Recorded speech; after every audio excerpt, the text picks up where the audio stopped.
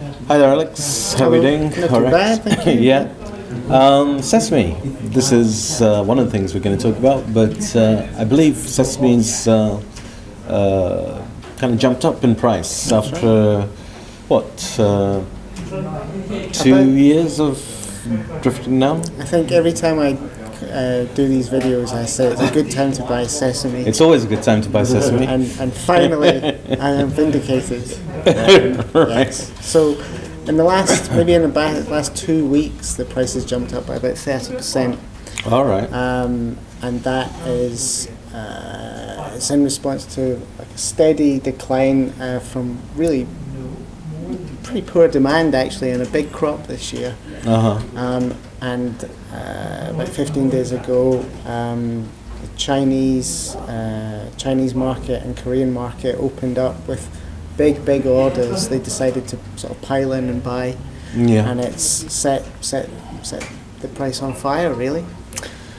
Yeah, I mean, sesame is like the quality oil of China and Korea particularly. It's, you're in a good restaurant when you don't have groundnut, you have sesame. So this big purchase, was that because their own production is weak, or? I think it's down really to the fact that they've watched the prices coming down. Korean tenders pop up all the way through the year, and they've watched the price coming down. And we're just about to have a harvest of the small spring crop in India, and it is a lot smaller than last year. Okay. And that might have been a sort of time for Koreans and Chinese to jump in and start buying. And they buy a lot of natural seed from Africa as well. And about 2 or 3 weeks ago, the two prices were really similar. Ethiopia and Sudan, the big areas, were comparable for natural seed to Indian prices. Right. So that in itself made the decision easy. Okay. They felt that things were at the bottom, and that maybe, this is the thing. Sesame is a 6-week crop from planting to harvest, and so it's kind of like, are you going to do this work? Are you going to get a return for doing this work? And you have to make that decision. But I think we're pretty much on the cusp of that in the fact that they should be planting now for the first crop. The news I've heard, I sometimes watch Indian news channels when I get back from work, and there does seem to be a lot of very dry weather. This would be expected. We'd expect dry weather till the start of the monsoon, June at its earliest. But really bad dry weather. The water table's really fallen a long way. It may not be the ideal conditions in which you would plant an interstitial crop, which needs quite a lot of work. You might just be suffering right now. So, and they've not been enjoying the best prices for the raw material either. Yeah, that's right. So it may not be worth their while. There are lots of other crops that can be grown in this period, mustard, for instance, etc. But let's see. I mean, we can't really predict this, but certainly the Chinese might think that it's at the bottom. So they know everything. But yeah, seeds.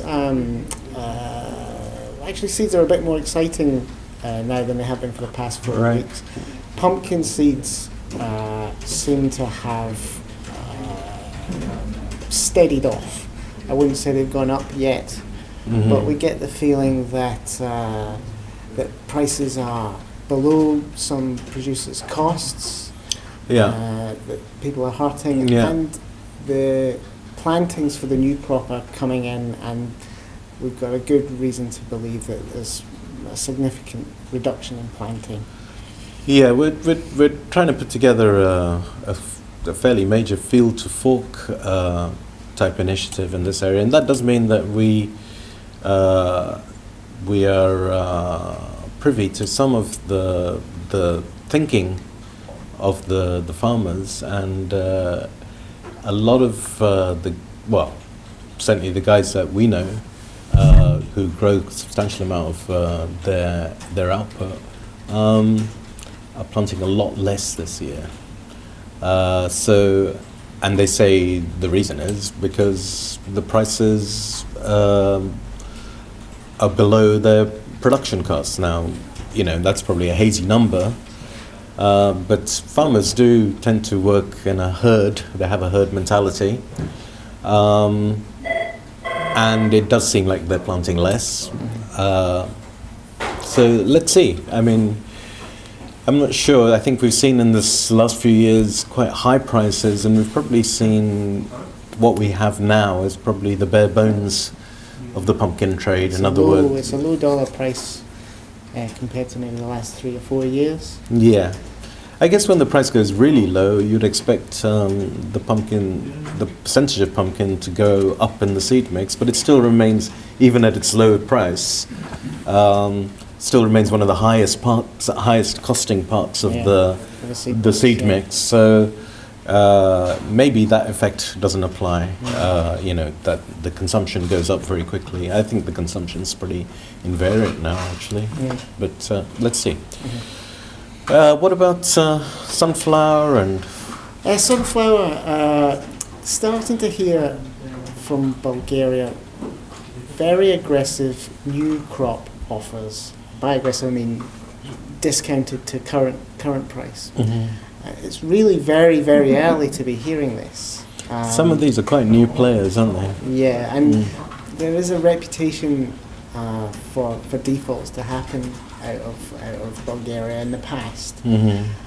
So I'm a bit dubious about whether it's how solid it is, but there seems to be a suggestion that it suggests to me that there might be more carryover than we first thought out of the current crop. Okay. And so they feel that they can maybe be a bit more loose with their new crop offers because they have carryover. They've got a hedge in the current crop. Yeah.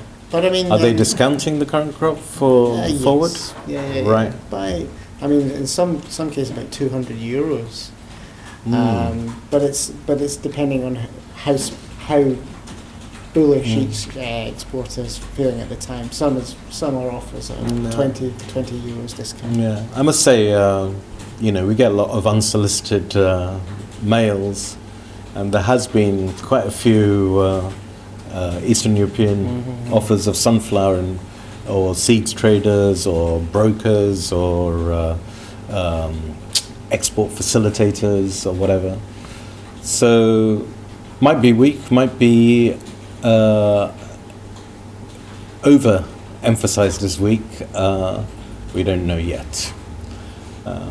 Poppy, any news there, or is it toddling along this year? Toddling along. Nothing toddling exciting. Along. Poppy, linseed, and millet. Boring. All right, okay. Boring. There you go. All right, okay. But pumpkin isn't boring, and sesame is really quite exciting now. Okay, more exciting than currency, right? Okay. All right, thank you very much.